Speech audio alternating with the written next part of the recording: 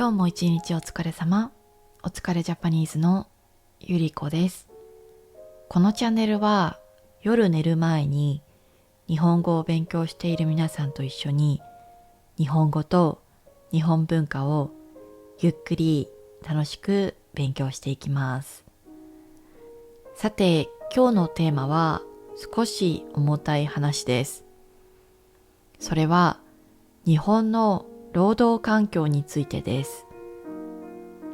実は私は、昔いわゆるブラックと呼ばれる業界で働いていました。12時間勤務が普通、休みがほとんどない、そして30日連続で働いている同僚や、あまりのね、ストレスに救急車を何度も呼ぶような同僚など、たくさんの、すごくね、たくさん働いていた同僚がいっぱいいました。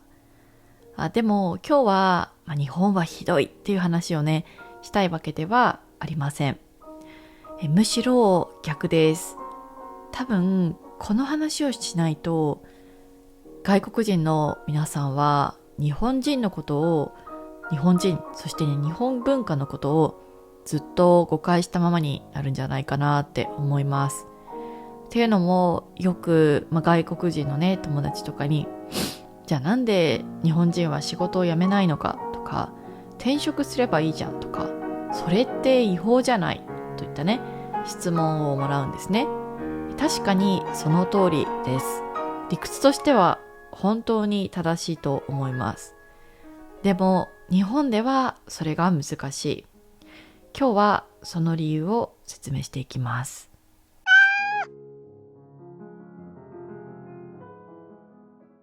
はじめに、会社は仕事ではない。まず一番大きな違いです。海外では会社は働く場所ですね。契約で決まった、労働を提供すればいいと。合わなければ辞めることができる。それはね、普通の判断です。ただ、日本では会社っていうのは所属する場所でもあるんですね。仕事をしているというよりかは、会社の人間になっているといった感覚に近いです。例えば、レストランのウェイトレスさんを一つとっても、日本のウェイトレスさんと海外のウェイトレスさんで全然対応が違うと思うんですね。例えば皆さんがちょっと、3000円ぐらいのねランチのお店にもし仮に日本で行ったとすると、すごくね丁寧にいらっしゃいませ、何名様でしょうかとか、お水お持ちいたしますねとか、今メニューお持ちいたしますとか、すごくね丁寧に接客してくれると思うんですけど、皆さんがもしアメリカで20ドルの、お店に行ったとしたら、Hey, how's it going?、This is menu、そして多分My name is そんな感じで、別にすごくね、丁寧な接客かどうかっていうのはあんまり、あんまりないんじゃないかなっていうのが、印象なんですね。なので、日本ではそこで自分が仕事をしているというよりかは、自分がそのお店の一員になっている。自分がそのお店の、構成要素としてね、一部になっているっていう、そういう感覚がすごく強く、求められる役割を演じるっていうことが求められてます。それがもう仕事の中に入ってますね。そして辞めるという行為に関しても、単なる転職をして、次のステップに進むというよりかは、もうそこでの会社との関係を大きく断つっていうことに近くなります。ここが大きく違うんじゃないかなと思います。そして迷惑という考え方。次に日本人が一番恐れているものです。それは長時間労働でも低い給料でもありません。それは迷惑をかけることです。もし自分が急に辞めたら、誰が仕事を引き継ぐのか、誰が残業をするのか、誰がその穴を埋めるのか、日本ではね、人手不足の問題っていうのが会社の問題ではなく、残った人の負担として現れるんですね。だから誰かが辞めると、会社ではなくてね、やっぱそこで働いているメンバーに直接迷惑がかかっていくっていう形になるんですね。これは日本で、多くの日本人が会社を辞められない大きな理由だと思います。実際に私の同僚も辞めようと思って、もう転職先まで決めたのに、自分のね、後輩が何人も辞めてしまったので、ちょっとね、やっぱり辞めるわけにいかなくて、1年以上辞めないで働いてるっていう人とかもいたりとか、辞めたいんだけど、上司にやっぱり相談するのがなかなかね、難しくて、もう2ヶ月ぐらい辞めたくても辞めれてないっていう友達もいたりします。そして3番目、空気のルール。日本の職場にはルールがあります。でも本当に強いのは規則ではないんですね。それは空気感です。例えば定時が6時でも上司が帰らなければ帰りにくい。法律違反ではありません。実際に、会社のね、規約には5時半が定時ですよって書いてあったりしても、5時半になっても誰も席を立ちません。誰も命令してないですよ。でも帰れない。これはね、ルールの問題ではなくて、社会的な合意の問題かなと思います。日本の職場は規則で動いているというよりかは、空気で運用されてるんですね。なので、みんなが働いていれば、一人だけ帰るのはちょっと申し訳ないかなっていう風な気持ちになったりもします。ちょっとね、これに関しては不効率だなって思ったりも個人的にはしますね。結構ね、同僚でって思った例としては、定時になってから、さあ今から定時が終わったから、今から残業代がつくから、僕はいっぱい働くというふうにね、言ってて、今まで何してたのみたいな。定時までにさ、仕事を終えて帰るのが、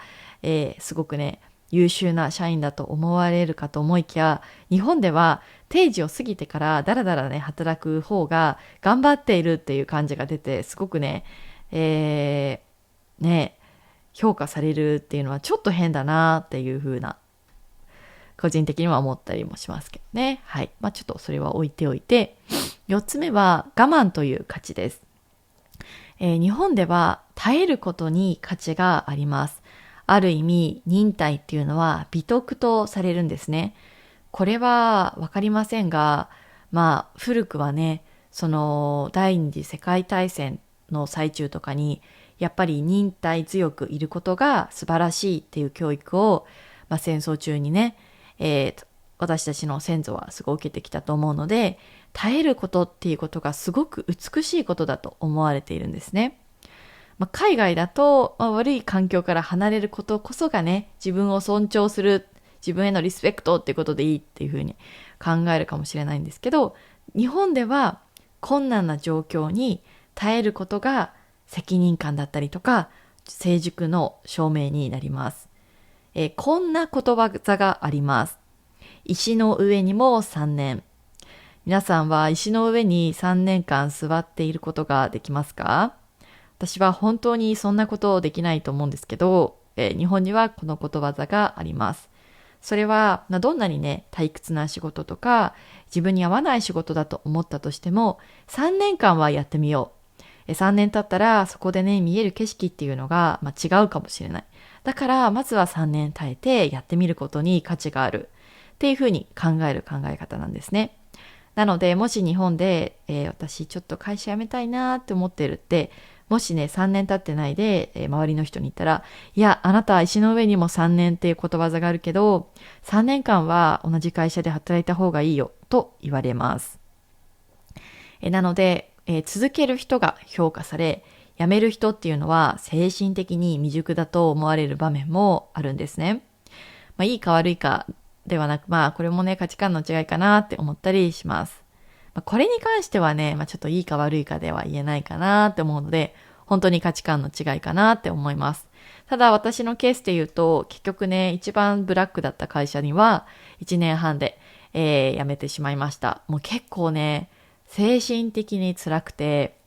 周りの人も休職する人もたくさんいて、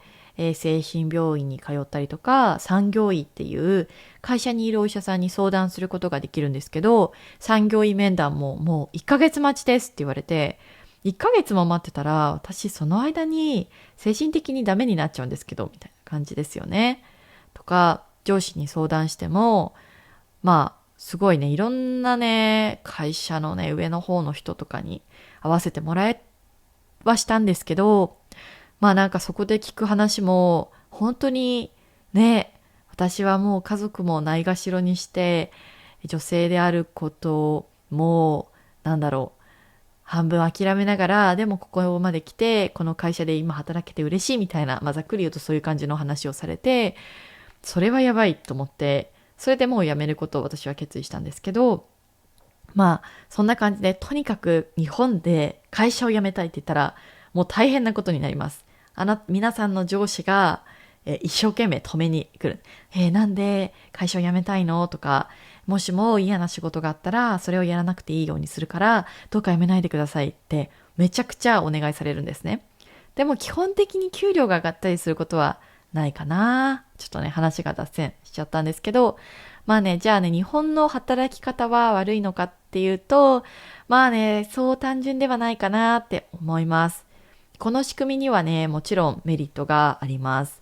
っていうのも、チームワークは非常に強いですね。そしてサービスの質が安定します。そして責任感が高い。その一方で、やっぱり個人が疲弊しやすく、改革が遅い。そして声が上がりにくい。つまり日本の働き方は効率のためのシステムというよりは、関係を維持するためのシステムとも言えるかもしれません。さて、ここで、日本人がよく使う言葉、お疲れ様を紹介させてください。これはね、便宜上ね、グッジョブっていう風に訳したりもするんですけど、単なるグッジョブではないんですね。このお疲れ様はよく、会社をね、例えば、定時が終わって、もう9時とかね、10時ぐらいになっても、まだ会社にいるときに、ちょっとそろそろ帰ろうかなって思ったときに、上司だったり後輩に、お疲れ様でした。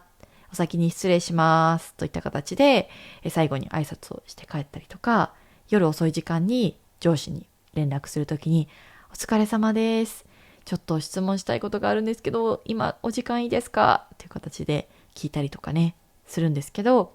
目に見えない努力だったり、みんなで耐えている状況をお互いに認め合う言葉なんですね。なので、日本人にとって働くっていうことは、単にね、収入を得る行為ではなくて、人との関係の中にある行為とも言えると思います。もちろん全ての会社が、こうではなくてね、日本の働き方も少しずつ変わっていっています。ただ、この背景を知ると、なんで日本人がね、なぜ、そういう働き方をするのかっていうのが少し理解できるかもしれませんね。ただ、私のね、働いていた会社は、外資系で一番ね、外資系の中でも本当に、ドットっていうね、会社の名前だったんですけど、緑色のドットマークの会社だったんですけど、本当に世界で一番ブラックな会社だったと思うんですけど、その中で日本のね、その労働環境と相まって本当にね、最高の会社でしたね。はい。なのでちょっとね、私のケースはかなり特殊かもしれないんですけど、ただ、結構残業が多い会社は多いんじゃないかなって思うし、残業だけじゃなく、いわゆるね、サービス残業とか、あとはね、パワハラがあったりとか、ね、アルコールハラスメントとか、いろいろなね、問題があるかなって思うんですけど、ちょっとね、おいおい皆さんに共有できたらいいなって思います。ということでね、前回、ちょっと投稿が遅くなってしまい、皆さん申し訳ありませんでした。ちょっとね、やらなきゃいけないことがいっぱいあったので、そっちの方を優先してしまったんですけど、今週も1週間お疲れ様でした。来週はね、月曜日もちゃんと動画を上げられると思うので、ぜひ楽しみにしていてください。それでは、今日も一日、お疲れ様でした。皆さん、おやすみなさい。